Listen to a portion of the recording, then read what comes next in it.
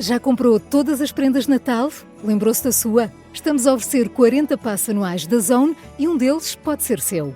Assine hoje até 55% de desconto e habilite-se a ganhar. Tudo em observador.pt.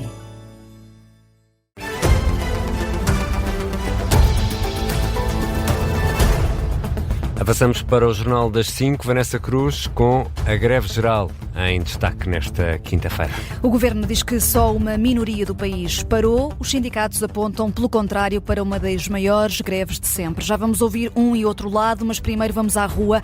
À frente do Parlamento, em Lisboa, continuam a esta hora milhares de pessoas. A manifestação contra o pacote laboral começou pouco depois das 2h30 da tarde, vinda do Rossio. A acompanhar este protesto estão os jornalistas do Observador, Teresa Freire e José Rafael Lopes.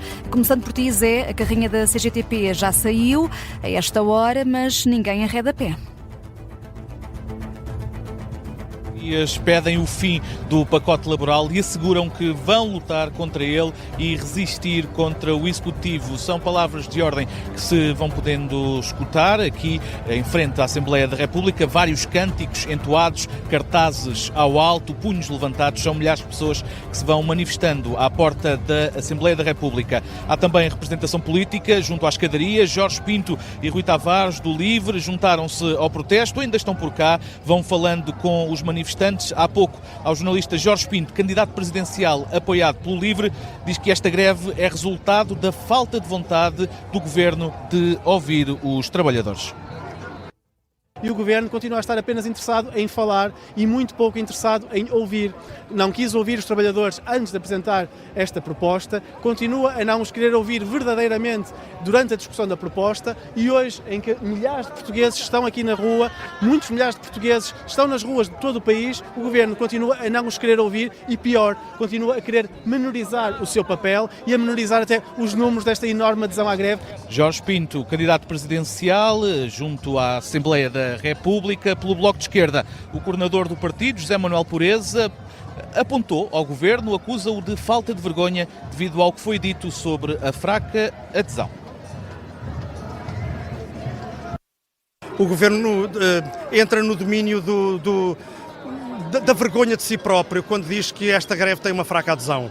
Eu acho que isso só estimula, evidentemente, um movimento social, um movimento popular, tanta gente, tantas orientações diferentes, que aqui está para dizer que aquilo que o Governo quer é uma agressão, é um mero preconceito ideológico, não há nenhuma razão para aquela reforma laboral. José Manuel Pureza, em declarações à frente da Assembleia da República, pelo PCP, Paulo Raimundo juntou-se bem cedo à manifestação, criticou também este pacote laboral. Já o candidato presidencial, apoiado pelo PCP, António Filipe, também esteve presente, mas confesso que acabei por já o perder de vista neste mar de pessoas. São milhares de pessoas frente ao Parlamento, mas não é apenas aqui que há manifestantes, até porque, Teresa Freire, há quem esteja longe da Assembleia da República, mas também essas pessoas não arredam pé.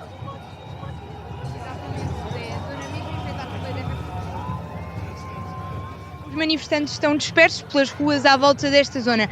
Também vemos muita gente no Jardim de São Bento, que fica mesmo à esquerda da Assembleia da República. Se para aí estivermos virados, é nessa zona onde me encontro.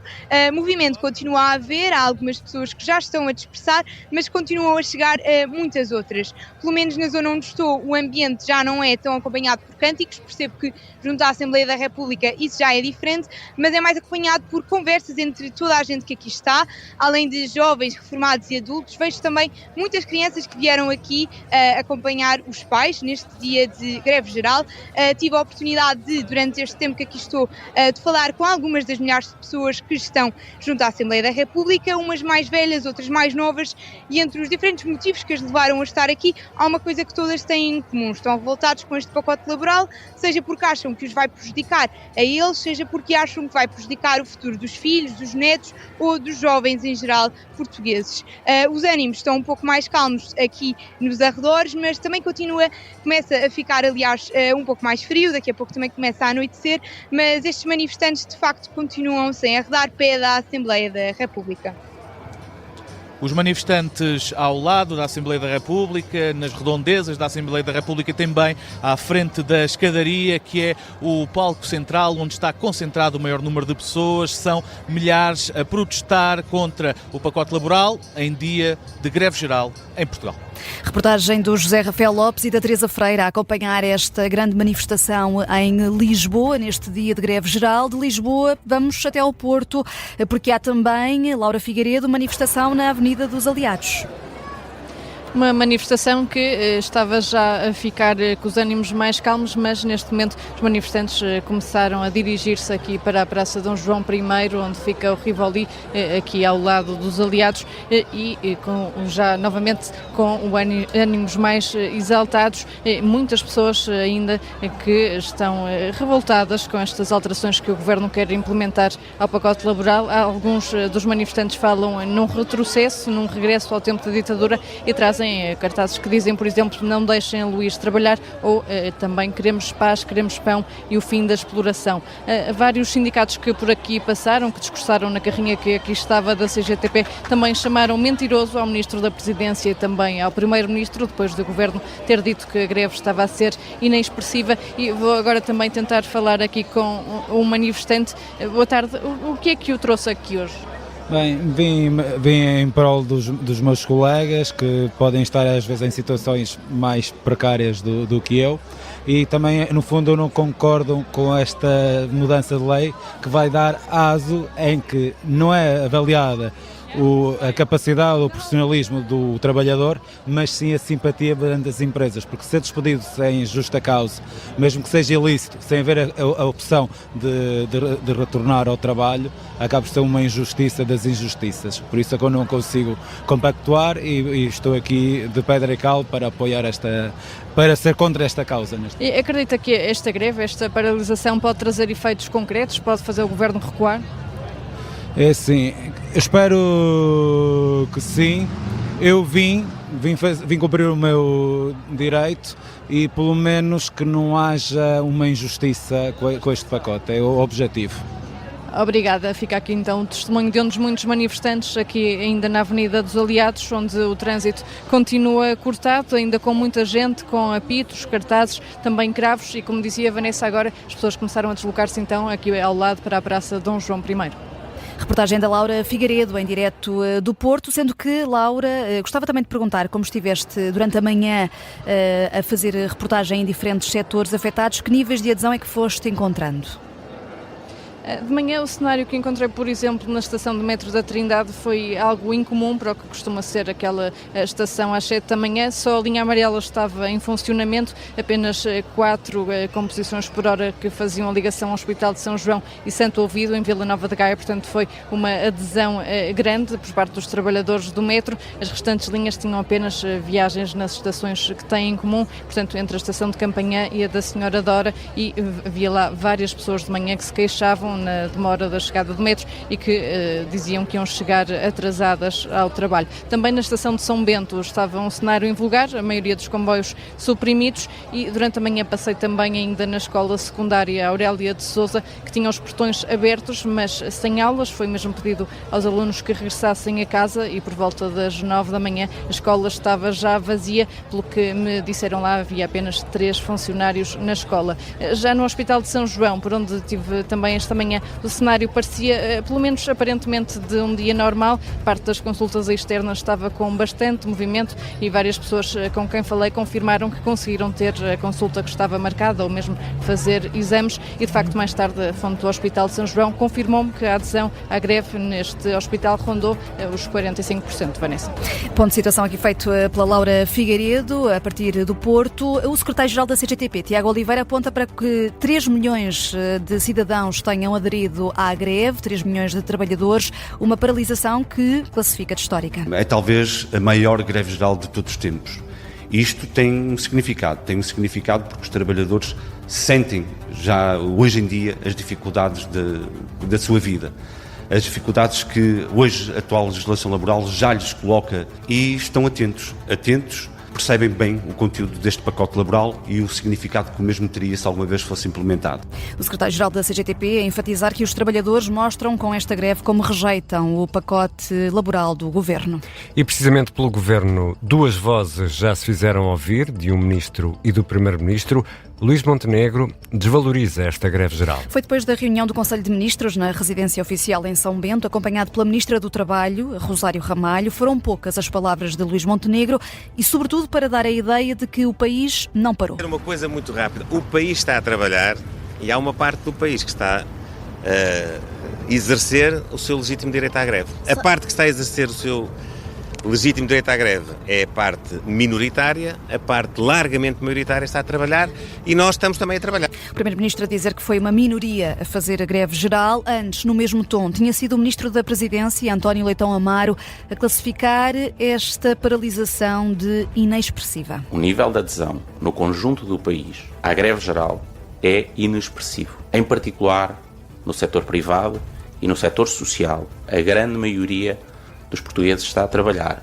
Ora, o PS, pela voz do líder parlamentar Eurico Brilhante Dias, utiliza a expressão contrária. A resposta dos trabalhadores ao pacote laboral é uma resposta expressiva. Esta greve geral é, a todos os títulos, um grande êxito. Esperamos que o Governo ouça, veja aquilo que está a acontecer em todo o país. É uma grande derrota do Governo. É o que diz Eurico Brilhante Dias. Se o Governo põe em causa a grande adesão à greve reportada pelos sindicatos e pelas imagens que vimos nas televisões, para o Partido Socialista não há dúvidas de que os trabalhadores pararam em massa esta quinta-feira.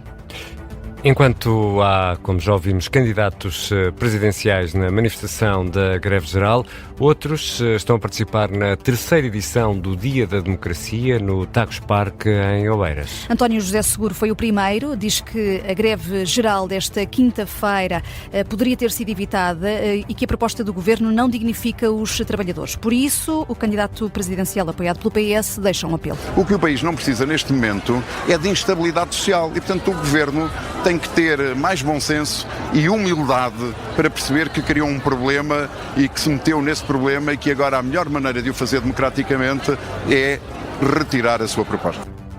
Para além de António José Seguro, também Marcos Mendes, André Ventura e Henrique Gouveia Melo participam neste evento em Oeiras em momentos diferentes. Amanhã o candidato apoiado pelo PCP, António Filipe, vai estar aqui na Rádio Observador, vai ser entrevistado nas manhãs, no Sob Escuta Especial, depois do Jornal das 9. António Filipe é o nosso convidado. E hoje no Parlamento só dar nota também do debate potestativo pedido pela Iniciativa Liberal para discutir propostas relacionadas precisamente com o Código de Trabalho.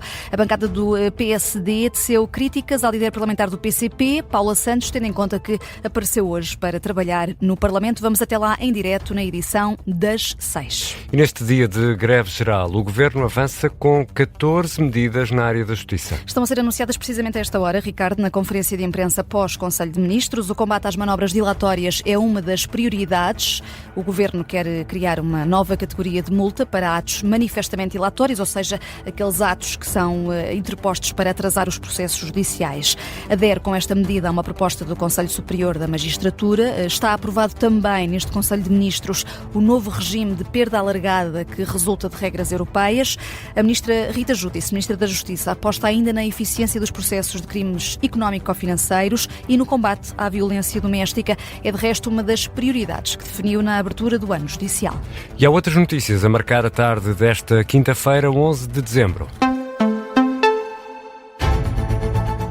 O ministro grego da Economia e Finanças foi eleito presidente do Eurogrupo. Vai tomar posse já amanhã para cumprir um mandato de 2 anos e meio. Kyriakos Pierrakakis sucede ao irlandês Pascal Donohoe, que deixou o cargo para ser diretor executivo do Banco Mundial. Este cargo, liderança do Eurogrupo, também já foi ocupado pelo ministro português, na altura, ministro das Finanças Mário Centeno, que saiu há pouco tempo do cargo de governador do Banco de Portugal.